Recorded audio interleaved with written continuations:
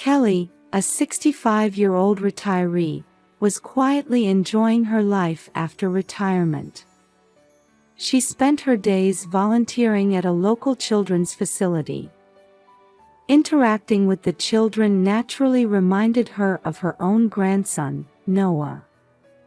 Noah was 5 years old and meant the world to Kelly, but their relationship wasn't very deep. Kelly's son Daniel was in his mid-30s and had been married to his wife Scarlett for several years. Daniel was busy with work, and Noah's care was mostly left to Scarlett. Kelly would sometimes visit Noah, but she wasn't always welcomed. When she went to her son and daughter-in-law's house, Daniel always looked annoyed, and Scarlett didn't try to hide her indifferent attitude. Even when Noah said, "Grandma, hello," there was always a hint of fear in his voice. This bothered Kelly, but she never pursued it too deeply for fear of damaging her relationship with her son and daughter-in-law.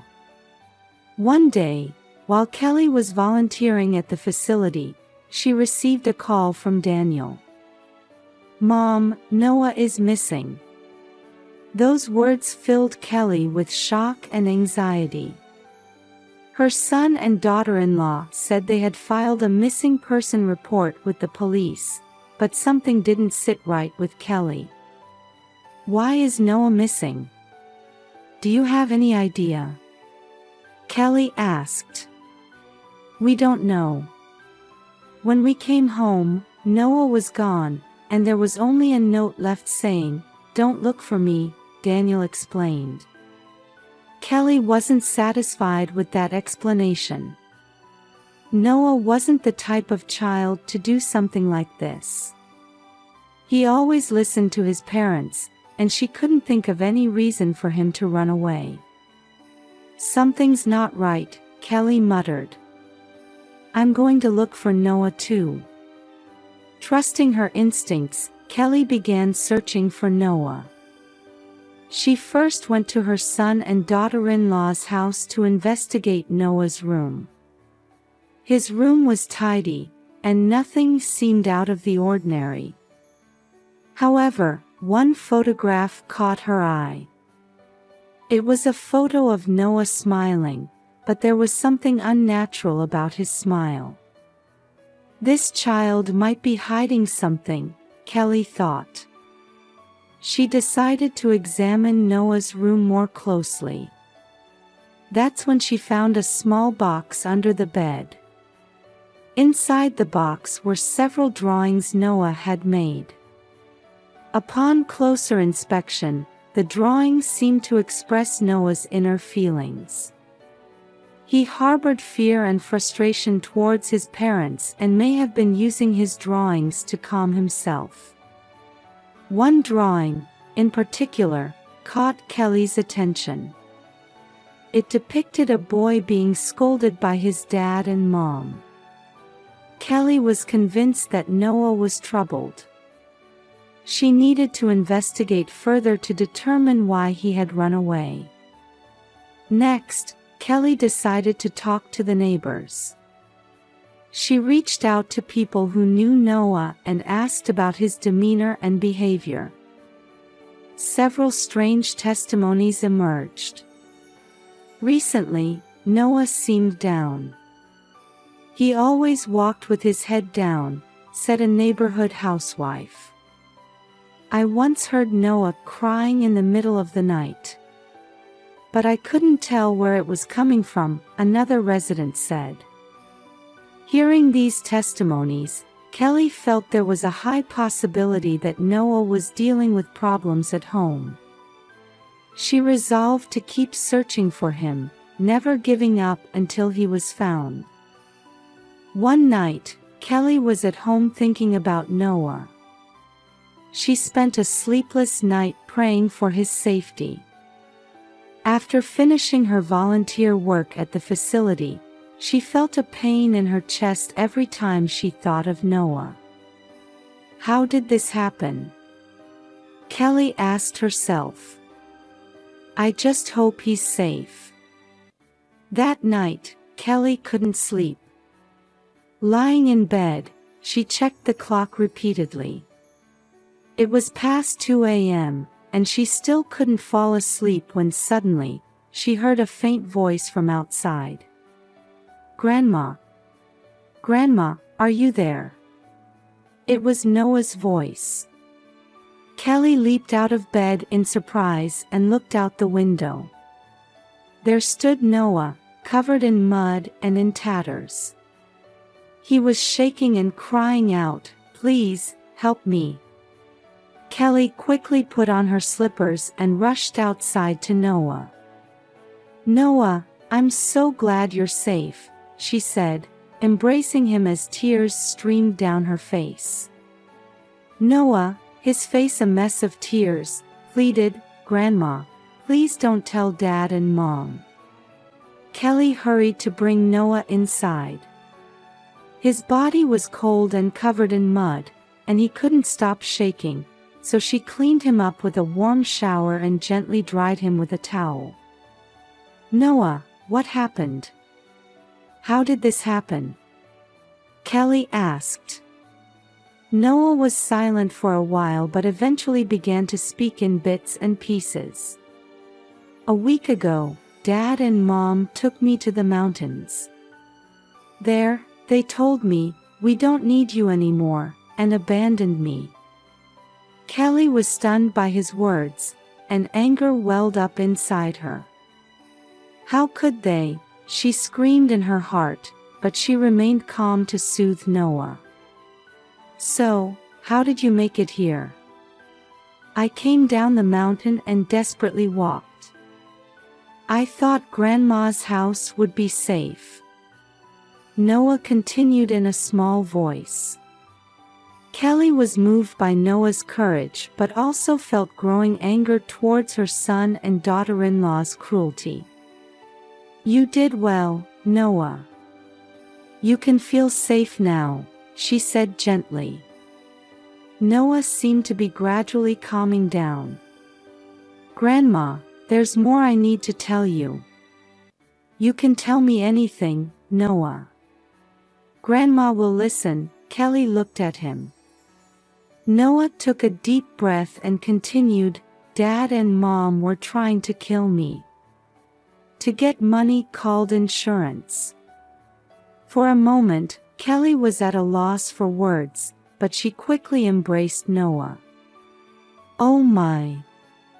Hearing Noah's story, Kelly held him tightly. Her heart burned with anger towards her son and daughter-in-law and a determination to protect Noah. "I'll protect you from now on," Kelly told Noah. "I'll never let you be alone again." Noah's expression softened bit by bit at Kelly's words. He felt that Grandma's house was his safe place and began to open up. Kelly dressed Noah in pajamas and led him to bed. "Rest well here today," Kelly said, gently kissing his forehead. Noah said in a small voice, "Thank you, Grandma," and fell asleep feeling safe. After making sure Noah was asleep, Kelly sat by his side, thinking about what to do next. She decided to continue hiding Noah at home to ensure his safety. Then, the next thing to do was to gather evidence to prove her son and daughter-in-law's abuse. Kelly immediately took action to protect Noah. First, she photographed the bruises and burn marks left on Noah's body as evidence. "It might hurt a little, but bear with it," Kelly said as she captured all of Noah's injuries in the photos. Noah silently obeyed. "You did great, Noah. This will serve as evidence," Kelly said. "Next, let's go to the hospital and have a doctor examine you." Noah looked a little anxious. "What if Dad and Mom find out?" "It's okay, Grandma is with you." "I'll protect you," Kelly answered firmly. The two got in the car and headed to a nearby hospital. Upon arriving, Kelly explained the situation at the reception desk, and Noah was taken in for an examination. In the examination room, the doctor thoroughly checked Noah's body. "This is terrible." The doctor frowned. "He needs immediate treatment, and we must report this to the police." Kelly nodded and explained, "Of course. His parents did this horrible thing to him." The doctor prepared Noah's medical report, documenting the details of his injuries. "This should be enough evidence. I'll also contact the police." After leaving the hospital, Kelly stopped by a supermarket to buy Noah's favorite food to reassure him. "Noah, is there anything you'd like to eat?" Noah thought for a moment and replied, "I want pizza." "Then let's buy some pizza and go home," Kelly said with a smile. She purchased the pizza, and when they returned home, she warmed it up and served it to Noah. "Thank you, Grandma," Noah said gratefully as he ate the pizza with relish.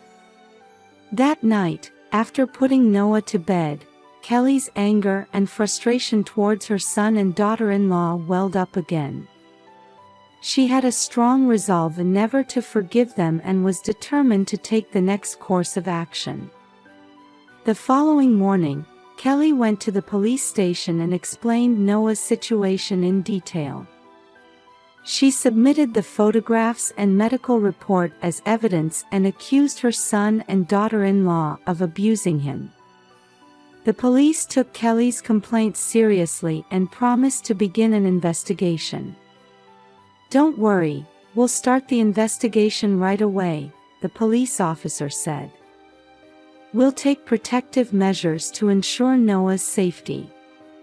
Kelly was somewhat reassured by those words but couldn't fully relax.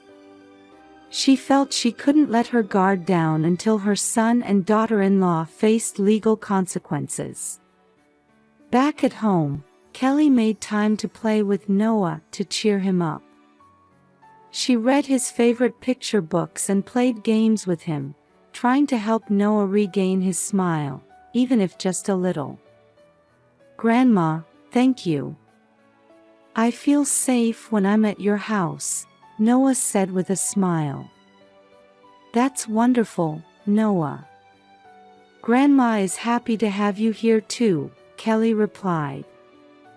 Kelly made a point of respecting Noah's feelings and always being there for him so that he could feel at ease. She renewed her determination to protect him and began to devise a plan to punish her son and daughter-in-law. First, Kelly decided to gather more testimonies from the neighbors. She conducted interviews to collect as much evidence as possible of Noah's abuse. One neighbor testified, "I heard Noah crying recently. But it quickly became quiet, so I thought it was strange." Another neighbor said, "I heard Noah screaming in the middle of the night, but after that, I didn't see him around." Kelly took notes of these testimonies and recorded them with a voice recorder. "Thank you very much. This testimony is extremely important." Kelly expressed her gratitude and rushed off to gather more evidence. At the same time, Kelly also focused on caring for Noah's emotional well-being. She made efforts in their daily life to ensure he could spend his days feeling at ease and experience even a little happiness. Noah gradually opened up and deepened his bond with Kelly. One night, Kelly was reading a picture book with Noah. He sat on her lap, happily turning the pages of the book. "Grandma, I love this book," Noah smiled. "That's wonderful, Noah. Grandma loves this time too," Kelly replied. After Noah fell asleep, Kelly quietly peeked into his room and gazed at his peaceful sleeping face. "I will absolutely protect you," Kelly vowed in her heart. On another day, Noah said to Kelly, "Grandma, I had a dream. I was playing with you in a big park." Kelly smiled and replied, "That's a beautiful dream, Noah. Shall we go to a real park together next time?" "Yes, I want to go." Noah's eyes sparkled. Kelly and Noah supported each other as they built a new life together. One day, after sending Noah off to school, Kelly received a call from the police. "The investigation into your son and daughter-in-law has progressed. We plan to make arrests soon." While relieved by the report, Kelly felt she couldn't let her guard down until her son and daughter-in-law faced legal consequences. The next day, Kelly went to her son and daughter-in-law's house with the police. She had the police wait outside while she went in to talk to her son and daughter-in-law first. When she knocked on the door, her son Daniel answered. "What do you want, Mom?" Daniel said coldly. "Daniel, I need to talk to you." "Please let me in," Kelly said with a firm attitude. Daniel opened the door, displeased. "Fine. Make it quick." Kelly entered the house and faced Daniel and Scarlett in the living room. Scarlett had her arms crossed, staring at Kelly with an unpleasant expression. "What did you come here for?" Scarlett asked sullenly. "I'm here to talk about Noah." "I know everything you've done to him," Kelly said calmly. For a moment, Scarlett looked surprised, but her expression quickly turned into a sneer. "What are you talking about? Do you have any proof?" "Of course I do. Noah's testimony, the neighbors' testimonies, and photos and a medical report of the injuries on his body." "I have it all," Kelly replied resolutely. Daniel showed signs of panic and blurted out, "That kind of evidence can be dealt with in any way." Scarlett concurred, "That's right. No one will believe we did anything to Noah. We're obviously more credible." Kelly's anger swelled, but she maintained her composure. "You tried to kill Noah. For insurance money. Do you understand how despicable that is?" "Despicable? Don't make me laugh. We wouldn't be inconvenienced if that child was gone," Scarlett sneered. "That's right. If Noah disappeared, we'd have more freedom," Daniel said cruelly. Kelly was at a loss for words at their statements, and her anger reached its peak. "Do you even have human hearts?" At that moment, police officers entered the room. "Daniel Miller, Scarlett Miller, you're under arrest for child abuse and attempted murder." Daniel and Scarlett were stunned and shouted, "Police! This can't be real. What you've done is absolutely unforgivable. To protect Noah, you must face legal consequences," Kelly said resolutely. Daniel's anger was evident as he shouted, "There's no way we'll be arrested for this. We're innocent." Scarlett also desperately claimed, "This is some kind of mistake. We didn't do anything like that." However, the police officers calmly took them into custody.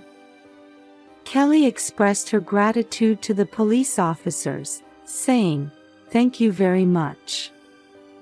Now Noah is safe." The police officer nodded and said, "Your courage and determination saved Noah. He can now live safely." Kelly immediately returned to Noah. He still looked frightened, but he smiled with relief when he saw Kelly's face. "Grandma, what happened?" Noah asked anxiously. "It's all right now, Noah. Your dad and mom can't hurt you anymore. So you can feel safe," Kelly answered gently. With tears in his eyes, Noah asked, "Really? I don't have to be afraid anymore?" "Yes, you don't have to be afraid anymore. Grandma will always protect you," Kelly hugged him. Noah found solace in Kelly's embrace and cried, "Thank you, Grandma. Thank you so much." Kelly held him tenderly and vowed, "From now on, we'll live happily together, just the two of us." After Daniel and Scarlett were arrested, Kelly and Noah prepared to start a new life. With the help of the police, Kelly was officially recognized as Noah's guardian and proceeded with the necessary steps to ensure his safety. Noah gradually healed his emotional wounds and deepened his bond with Kelly. One day, Noah said to Kelly, "Grandma, I'm a little scared to go to school, but I'll do my best." Kelly smiled gently and replied, "It's okay, Noah. Grandma will always be by your side, so you can feel at ease." Noah started attending a new school and made friends. He would tell Kelly about his experiences at school every day, and she felt joy in watching Noah grow. On weekends, they would go to the park together or read books at the library. Noah gradually regained his cheerfulness. One day, Kelly and Noah were making cookies together in the kitchen.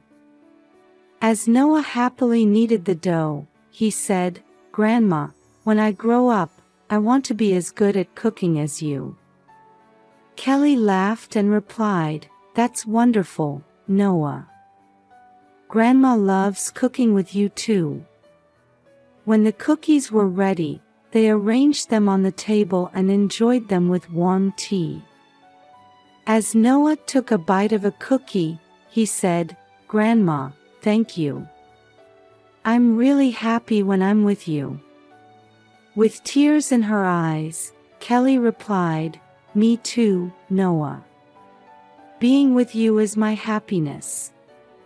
Every time she saw Noah's smiling face, Kelly felt a sense of satisfaction for having protected him. Several months passed, and Daniel and Scarlett's trial began. In court, their cruel actions were brought to light, and the judge handed down a severe sentence. "Daniel Miller, Scarlett Miller, you are guilty of child abuse and attempted murder against Noah.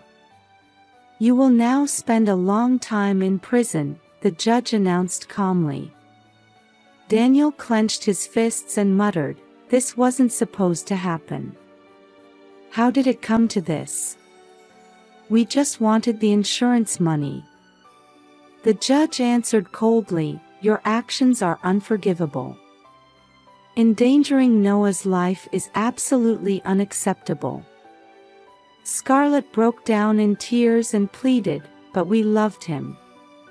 How did it come to this?" The judge shook his head quietly.